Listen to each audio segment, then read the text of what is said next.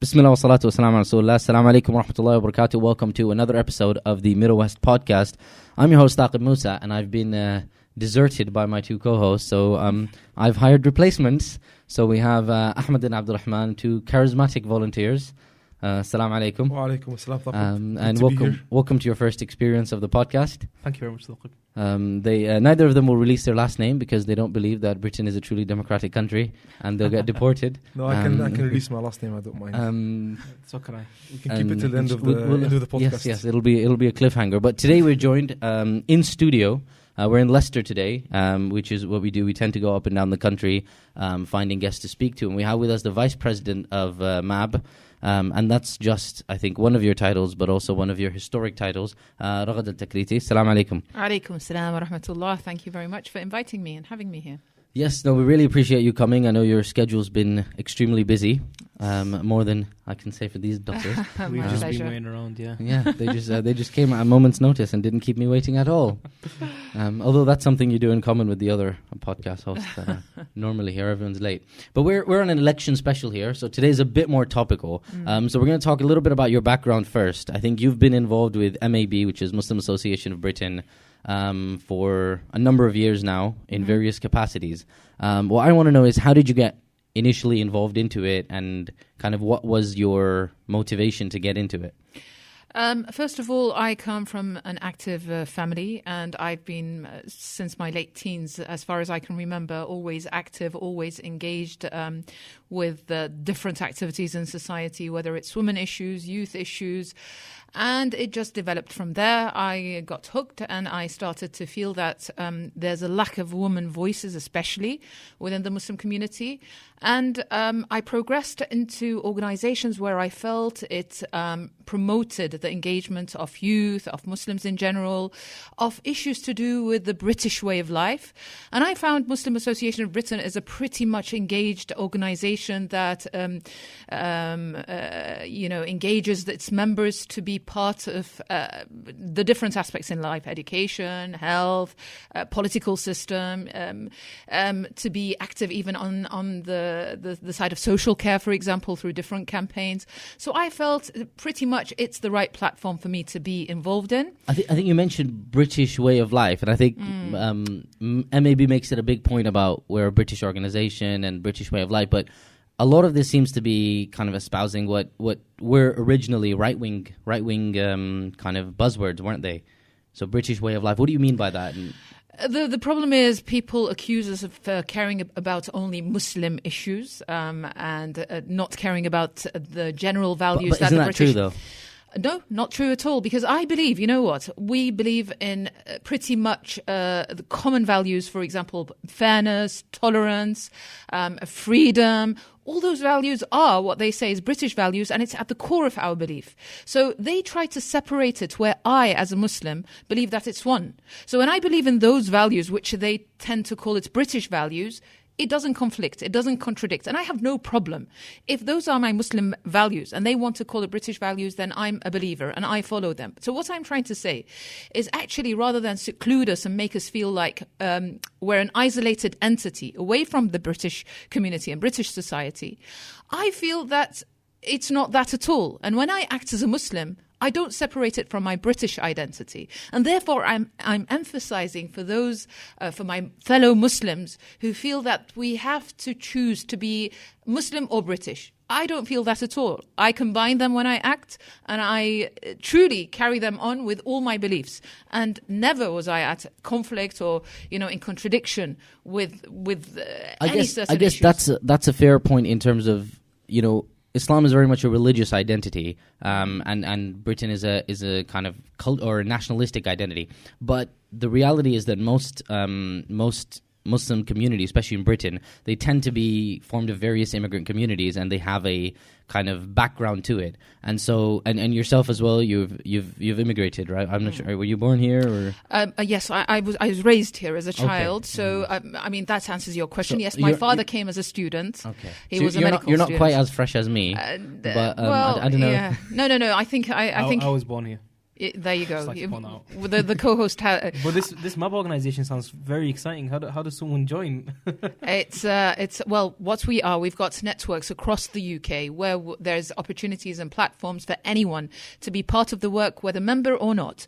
And then we've got those who choose to become members and choose to progress in the hierarchy of the organization and maybe even become the president of the organization. So there's different avenues where you could join in. If you were in any city and you were to call the office of MAB, they would direct you to the first contact in each branch. We've got around 11 branches across the UK, and we are a grassroots organisation which works with people on ground in different cities, decentralised. We try to work in branches according to the priorities of each branch and the needs of each branch and their members. So what sort of work do you end up doing on a grassroots level? Because I know there's a network of mosques. Yeah. And of course, this podcast is a collaborative project between MAB and UKIM. But what sort of actual work on the ground are the mosques involved in? First of all, we've got, a diversity of activities that we're involved in, and we try to cover for different age ranges. So if I start from, let's say, having some, and it depends on the branch and their needs. So, for example, clubs, camps, even scouts. Some of our members are involved in the scouts movement. And then we move on to youth circles, youth meetings, moving on to women's, maybe mini camps, and catering for everything that is needed, whether it's religious needs or general needs. For example, social care, for example, training in different areas, media training, public speaking training. So I think I would categorize ourselves as an organization that listens to its members and try to cater for whatever is needed on ground and leave it open, give it a bit of freedom to the branches to assess where should they concentrate on and to provide for their members with the support that they could get from above. Since we're like around the corner, I like this. This is your first entry. Oh, this deep, beautiful voice, and enriching our podcast listeners' ears. Hopefully, it's not the last time. First of many. Hopefully. So I think we're around the corner from the elections, and I'm quite kind of intrigued to know what's going to happen in terms of within MAB. Are you guys mobilizing for the elections? How are you running a campaign to encourage the Muslim community and the MAB members to participate? Yeah. Can I just take that back a step? What's religion got to do with politics then? So why do you feel as if, as a religious organisation, MAB should be getting involved in politics? Because everything that you mentioned there has kind of been social, and development of youth and development of women and the woman's role in society, etc. Where's politics got involved? I guess that comes to a deeper question: is that does MAB even consider itself a religious organization, or is it a social? That might be outside. Might be outside the scope of this podcast. How long have we got? 30 minutes. I think we're a Muslim organisation catering for our Muslim members to be active members of the British society.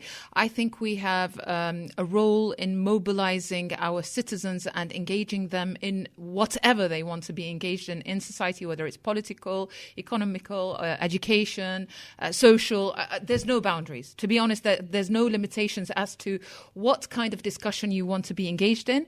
We believe that as Muslims, we should care about all aspects of society on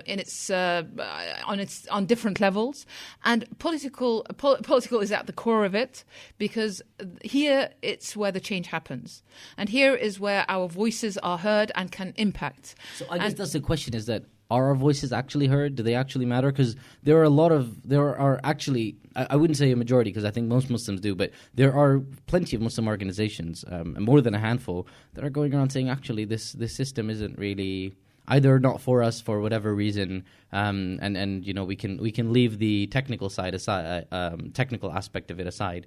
But there's a lot of people saying that actually it's the rich white man who runs the world. Listen, and I don't blame them, because the environment that has been growing in the past few years, especially under the Conservative Party, with rising racism, Islamophobia, and making the Muslims feel, fall into despair are we truly going to change? What has been happening? One, we're getting worse, if anything.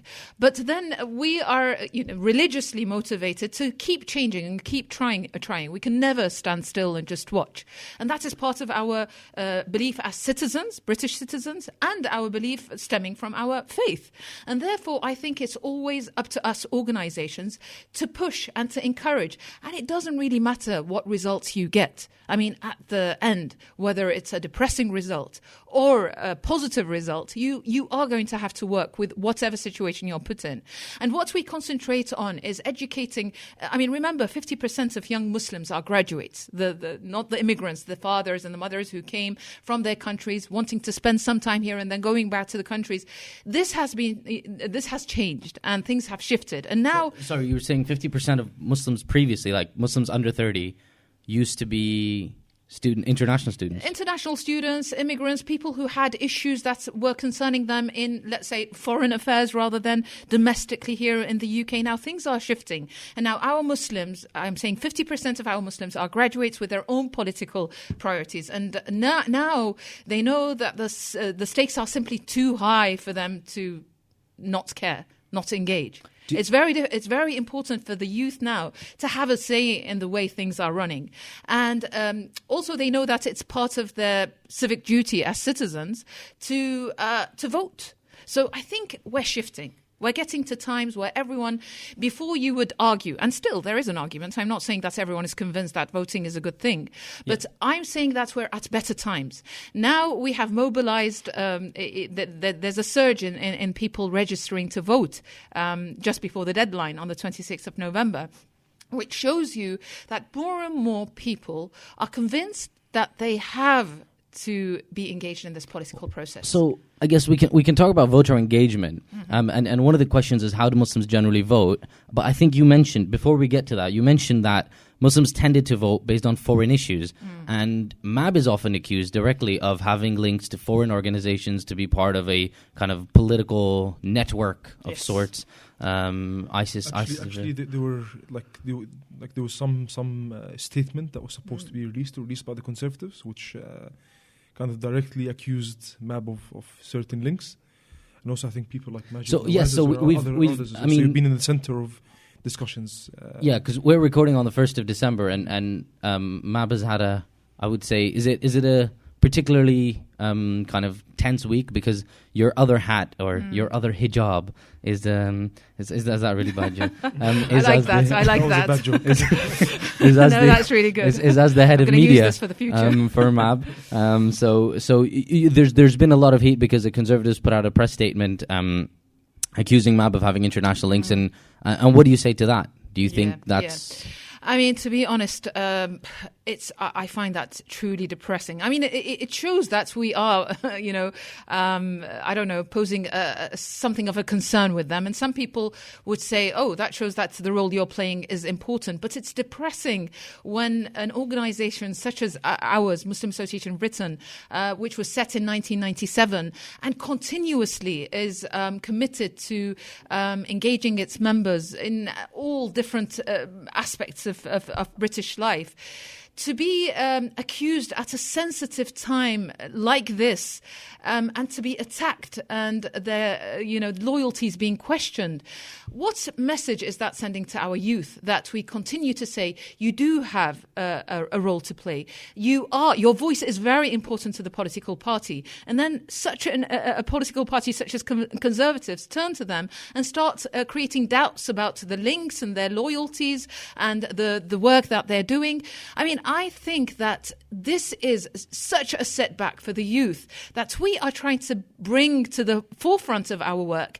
And to be honest, it's shocking because in many meetings and discussions with the government, with councillors, we've been one of the major organisations and leaders in the discussion about different issues such as prevent, such as sexual relationships education in schools. So we are always engaged. We're always invited to speak. And then to come at this very sensitive time and to score votes and to score points against other political parties, to use us, it is quite depressing. And I'm telling you, it will play against them because now our youth are so determined to hit back at this kind of criticism or the statement that the Conservatives have put out. So in terms of SRE and stuff, I think you said that you guys are involved in behind the scenes conversations, and sometimes even in the front. Yes. And how much of that does how much of that do you think is taken on board? Because I think MAB has historically operated on a politically neutral platform, and I've noticed this with a lot of Muslim organizations. And one of the questions that comes about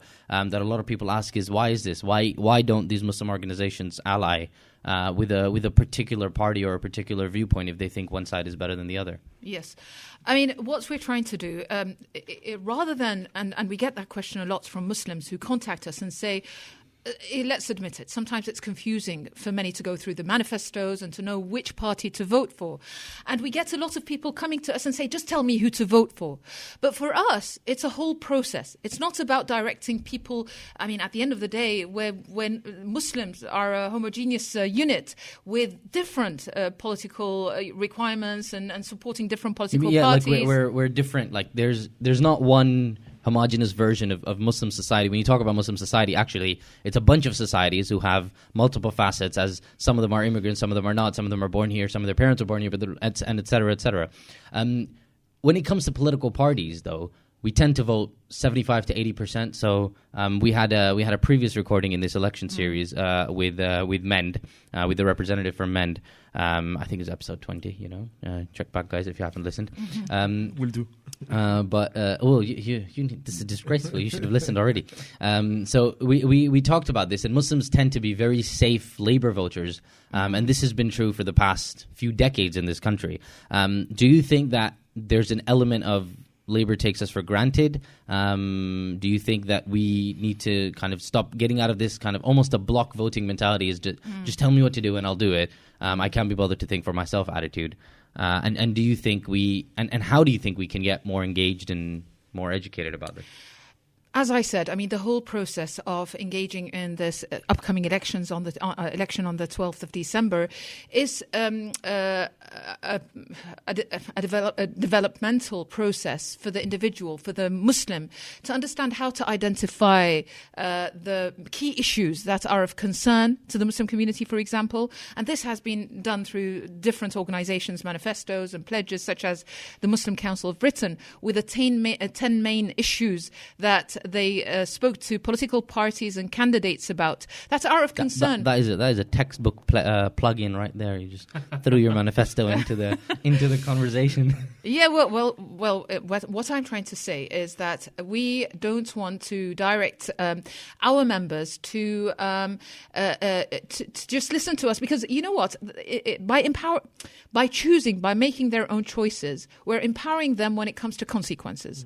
So if I was to direct them towards, let's say, Labour, Lib Dem, whatever party, and then for this party to come out with this ridiculous policy that they don't find fitting, the blame is going to be on me. But when I have studied, when I have looked at all the manifestos, all the pledges, the promises that they make, then I will feel actively engaged and involved, even in the discussion after the results will come out. So we're trying to create a more aware Muslim or British Muslim that understands the process deeper than the surface of just choosing the political party that they should think they should choose according to the organization or the mosque they are affiliated with. So what do you think is the most important issue facing Muslims? Because obviously outside of the Muslim sphere, you hear about Brexit, you hear about the NHS, you hear about all these different things.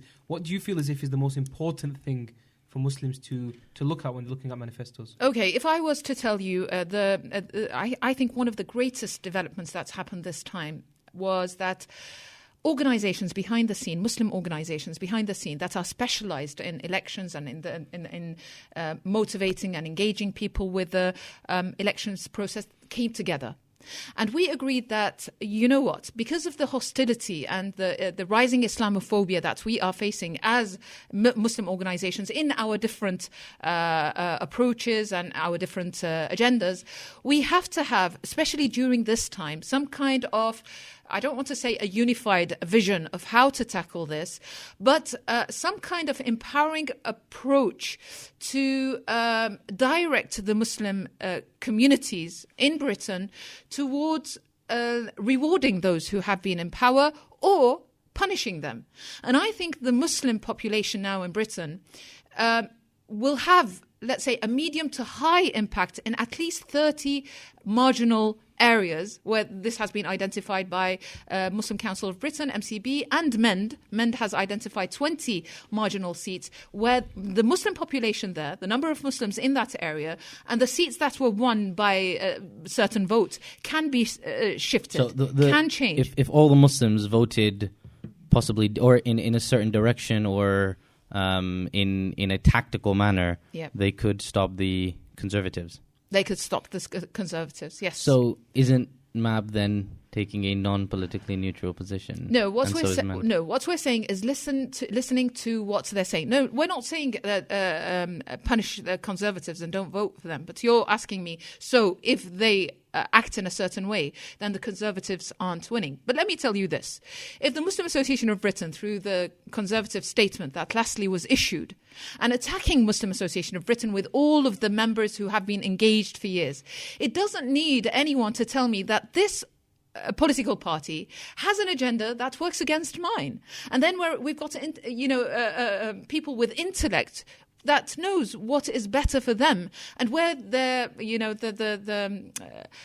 similar concerns, the similar the issues of importance to them, whether it's one of the 10 pledges or the 10 issues that MCB came up with, or anything else that matters to them as British citizens, not even as Muslims, whether it's education, whether it's health, whether it's any of those important issues.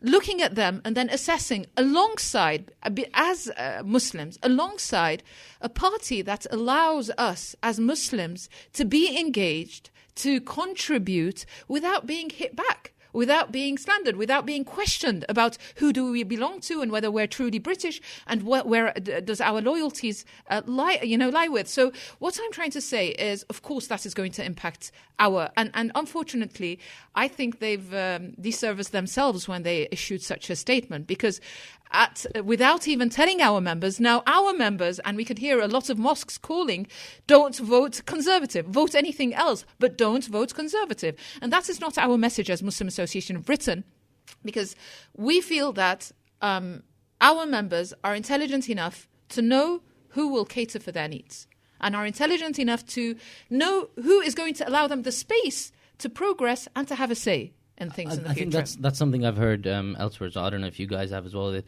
vote with your conscience. Yes. And do what you think is the best thing. I had a couple of more things, which is that, and I've asked men this as well, is that we have a fundamental focus on Islamophobia, and while I get that it's a big problem, in some areas it sounds like we're so adamant at combating Islamophobia that we're willing to kind of sacrifice some other principles. And a lot of these things that we're actually pushing for, because I've had conversations with people who say, look, all of this stuff, the NHS, the Islamophobia, education, all of this stuff, it impacts our... So actually on education, is it not true that we're possibly more socially conservative, whereas on the other things we might be more... left-wing in terms of NHS and things like that. And it's true that Muslims are part of lower socioeconomic communities, so we tend to rely on the NHS, and for a lot of people it'll make a real difference. But all of these things we're trying to save our dunya, so we're trying to make our life in the UK more comfortable by not having Islamophobia, by making the NHS kind of survive and not more accessible for people, by making immigration easier. But on the other hand, we're compromising on things like education being forced down our throats without adequate parent consultation, and things like that. We're willing to sell out our principles for our dunya. And do you think some of these things, do you think this is a trend in the Muslim community? Because we see it a lot in America, where a lot of people say that Muslims have really kind of sold out their principles to make it on the highest levels. And they're fighting for things to be more comfortable for Muslims and to be more prominent, but at what cost is this coming? To be honest, I don't see that there's a contradiction in the two. I think they go hand in hand. Maybe my priorities as a Muslim would be different as a British citizen. Let me not even say as a Muslim, would be different to yours. So, for example, if I have an ill person, if I've suffered with the health system, my priority is the health issue and the care within the NHS, where someone else who has young children and are worried about all these policies that are being introduced to our young children, education might be the concern. So we're different, and that's a healthy thing. And Islamophobia doesn't come as either or. It comes hand in hand. And why are we talking about Islamophobia a lot? Because Muslims are the only ones who are going to discuss this. And of course, we can coordinate with other groups, for example, the BAME group, to just fight any kind of racism that falls within its ranks. And what you just said, vote with your conscience, was the message of the rabbi who called upon people to boycott Jeremy Corbyn because anti-Semitism exists. And that was a very hypocritical message, because I'd understand if he said within all political parties, because Islamophobia lies within the ranks of conservatives. So we want to actually send a message to everyone, because, listen, you are a guy and you don't wear hijab, and no one can either. I don't. I wear hijab and I carry my Islam around with me. So if I was subjected to Muslim hatred, it's easy to identify me as a Muslim woman.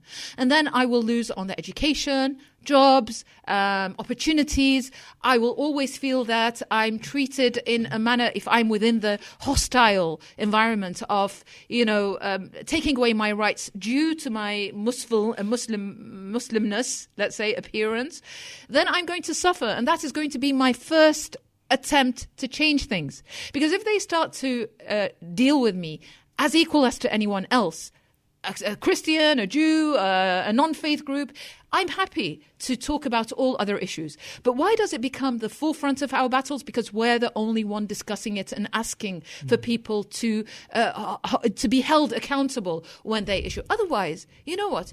You're going to demonize me. You're going to disengage me. I'm going to leave. I'm going to be excluded. And then you're talking about how to treat those who are radicalized. This is an alleyway that takes people away from us. Once we lose people, then we're in big trouble. And it's time for the political parties to understand that organizations such as Muslim Association of Britain, Muslim Council for Britain, and all those organizations that are working hard to bring its members to the forefront of any political system is a service for them that they should reward, not attack. And I think this is a very important message, if there's any message to be taken away from. So I think I just have a very quick question. So you're very passionate about Islamophobia.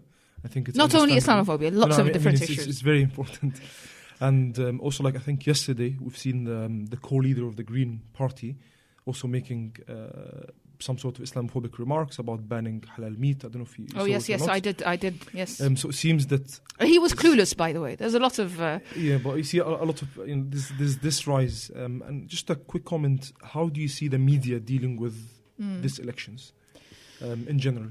Are they discussing things equally? No, not at all. I mean, you could see agendas set. You could see that there's medias who are media platforms that are openly supporting one than the other. I mean, it's not me talking. For example, Labour Party, they're saying that there's a biased take when it comes, for example, for the BBC talking about elections and to the time that Jeremy Corbyn has appeared compared to Boris Johnson. So everyone knows that the media isn't a bias measure when it comes to giving equal opportunities to political parties. So it's not Raghad as the Vice President of the Muslim Association of Britain saying that, but everyone recognizing that at the moment. Isn't that something we should be looking at though? Like if we're saying that the right wing lobby have bought up all of these media channels, is that something that to balance the situation even we should have some truly independent, yes, play on that.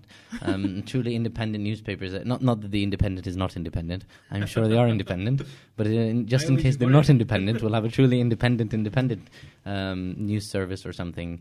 I mean, listen, even what you're doing now, this podcast. I mean, that that has opened opportunities for people, if they wanted to because we always complain about not having enough space. But at the moment, with the social platform opening up to everyone, there's many opportunities, and maybe it's upon us to take those opportunities and to present ourselves and to push our narrative.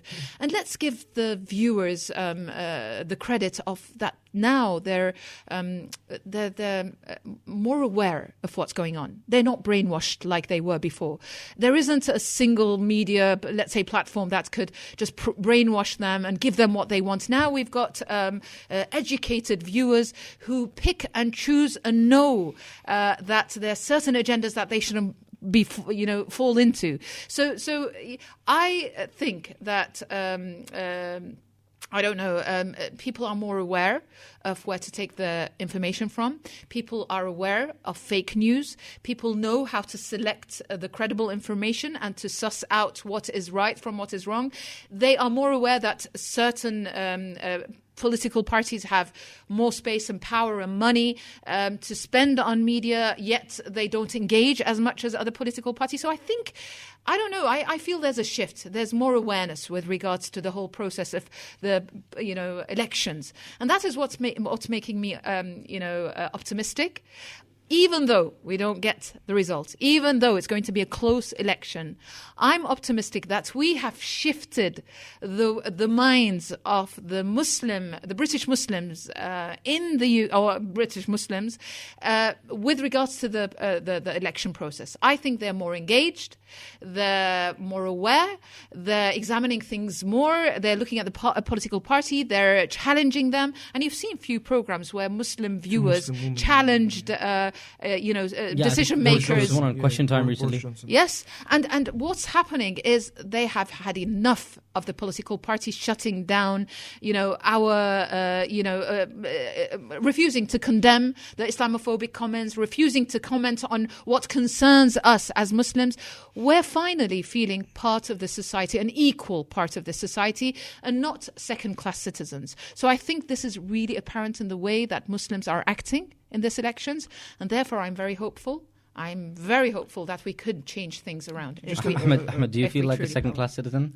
I was going to say, has that not happened under the Conservatives then? Because I'm guessing that you mean the last 10 years things have changed. Yeah. The Conservatives have been in power, so do you think that's a positive of the Conservatives, that they have helped Muslims engage and feel as if they need to speak up? I think maybe their policies did, and their statements did, and their Islamophobic comments did push us to start feeling, you know what? We're going to face you. We're going to do it the way you have opened doors for everyone, and we're going to be at the forefront of it. So yes, maybe at the end of the day, let me tell you this. I've heard people from the Conservatives saying not motivating people to register to vote because they're worried about who is registering to vote. They truly are hoping that those who haven't don't, because they're worried about even the younger generations who have. We've seen a surge in their registration. Most of them are, because of the policies that has been introduced by Jeremy Corbyn and the Labour, they're worried that they will go to the other side. So, our votes, as important as it is, and how important the registration process was, we still have a problem that most of the people, I'm not saying most, a large number of the people who've registered will not turn up to vote and hit those. I was actually going to ask you a question on this. Yeah. There's actually a lot of young people now, so like over 18s, like people that were not 18 now, they're allowed to vote. So maybe I thought you just said there's a lot of young people now. No. Where did all the young people go? They want to vote, and hopefully, they vote in the next elections. Mm-hmm. What would you be your message to them?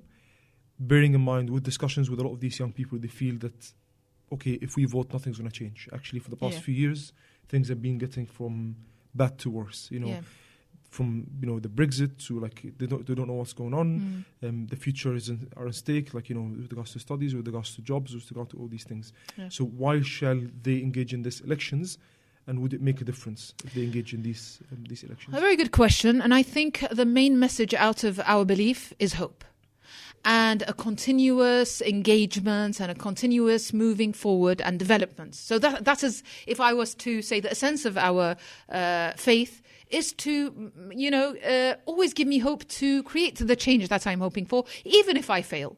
Even in my failing, I know that there is areas for me to work on myself. So I would encourage youth to approach this without hostility, but with hope, with optimism, and to know that whatever the result is, as long as they played their part and engaged within the process and learnt, because I assure you, every young person who is coming, whether newly to this or have done it before and doing it again, is progressing, is developing in themselves, in the way they see things, in the way they're aware of what's happening around them. And that in itself is an educational process. And we're people who live on this earth to learn. So I think, I say, of course, educate yourself, be there in different discussions, talk about the issues that are very important to you, whether it's Brexit or many other issues. Unfortunately, for the past few years, we've been focused on this Brexit thing, and it seems like a brick that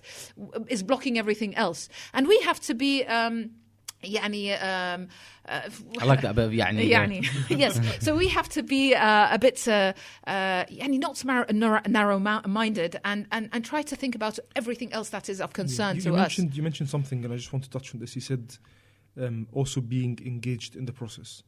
How does MAB see engagement in the process between now and the election? So, for example, now we've just left the first part of our, let's say, drive between the organizations, pushing everyone to register to vote. Mm-hmm. And how did we do that? Through the voter registration voter, which happened in the mosques. And we have around 1,700 mosques in the UK.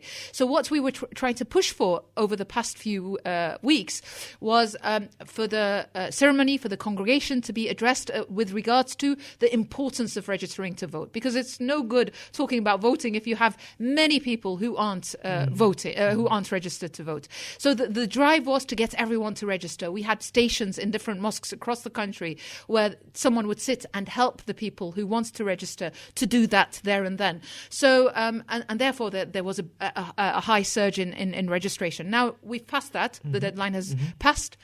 And the second part of our mobilization or drive is to get people on ground, canvassing, convincing people to use their votes to in the upcoming election. Now, why did I say that MCB has identified 30 marginal areas? And MEND as well has recognized 20 marginal, depending on their findings. Why is it important to concentrate on those areas? Because we have only a few weeks left. And what we want to do is to concentrate our efforts in mobilizing the Muslims where it will make a difference, where we could create a swing. And therefore, we're trying to concentrate on those 30 areas. And I think the organization's Friends of Al-Aqsa, FOA, have produced leaflets telling us all the 20 areas that you can play, you can create a change. They're putting the population of the Muslims in those areas where there's a majority of Muslims. They're telling you how many votes caused the win the last time. And they're putting this out to, for example, in Hendon, let's say. So they're giving you the exact information you need catered to the people in that area. So when you go out, you are equipped with knowledge, with facts, and you know exactly how you're going to affect the elections. In one area, if I just mention this, and then I know you want to interrupt, there was only 20 votes that won a chair. I can't remember the area. But imagine, that's how many families? 4 families? 4 Arab families? One Pakistani? One Muslim? So we could, I mean, it's as easy as that. But sometimes we rely on each other. Even members in our Muslim community, that when it comes to voting, I assure you that I remember last general election, someone was saying it's too cold to go out. I'm sure there's enough people. I need. It is really cold now. But honestly, if you this was feel the tactics by the government to do it in December. But honestly, conspiracy theory, bring in the cold weather. But I mean, I assure you that every voice, if you look at those statistics and see 20 voices, I mean, that could be my voice that I didn't give. So when you put on them the responsibility and you call, and I'm sure you've heard some scholars saying that it is a duty upon Muslims, and some even went to the extent of saying it's sinful for a Muslim not to use their vote. And I think that's all tactics to encourage. I don't go with that. I go with encouraging Muslims to practice their civic rights and to be engaged in the process. So what I'm trying to say is every voice does matter. Every vote is vital to shifting things in a way that will encourage us. You know what? Even if it's a close election, I think it will encourage us to see that in the future we could have a greater impact. I do have a lot of questions for you, especially about controversial topics, and that's why I wanted to get one last bit in, but I think we have run out of time because I know that. Can I just ask? Are you willing to go on record to give us your prediction? What were you? That would be very interesting. Do you think? Who do you think is going to win? Because you've not really mentioned Lib Dems.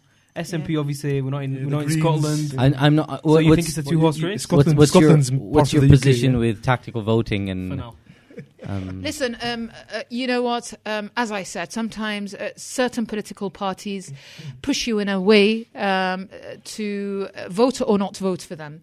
And being under the attack, personally speaking, not on behalf of my organisation, I tend to, to vote for a political party that is going to give me the space, at least, to be in an equal light with other British citizens. I'm not going to say who I'm going to predict because I feel I'm going to. I'm going to. We're not telling but you I'm who you're going to vote for, but the prediction. How do you think? I think it's going to be a close election. Okay, that's very. Yeah, I'm not sure. Listen, I'm not sure. We're going to see a change, but I don't know. I don't know. No. I would say that. I would say that we've tried to keep Ahmed and Abdurrahman safe from the Chinese government by not releasing their last names. So we'll keep you in the clear as well by not forcing you to declare who you vote for. In our last episode, where we understood some of the workings of British democracy, episode 21, the guest was a civil servant, and as a member of the civil service, he had to be politically neutral. And we really tried to sway him, but he wasn't having any of it. But we really thank you for your time. Thank you so much. Thank you. We really appreciate it. I think people can find you on Twitter. Are you active on Twitter? Unfortunately, I'm not. I need to start that. Okay. But as an organisation, Muslim Association Britain, you could follow at MAB Online 1. Yes. And you can follow us on at Middle West PC. You can find us on iTunes, Spotify, Apple Podcasts. Actually, iTunes is now Apple Podcasts because they've changed it. Google Podcasts, Pocket Casts, and wherever you listen to your podcasts, as well as YouTube. You can email us on middlewestpc@gmail.com for more guest recommendations, any feedback, comments, and also to tell us your prediction of the election. And we'll see you very, very shortly with another episode on the elections. Thank you very much to our guest, Raghad. Thank you. Thank you very much to our semi-anonymous guest host who have tried this out. Assalamu alaikum wa rahmatullahi wa barakatuh. Thank you.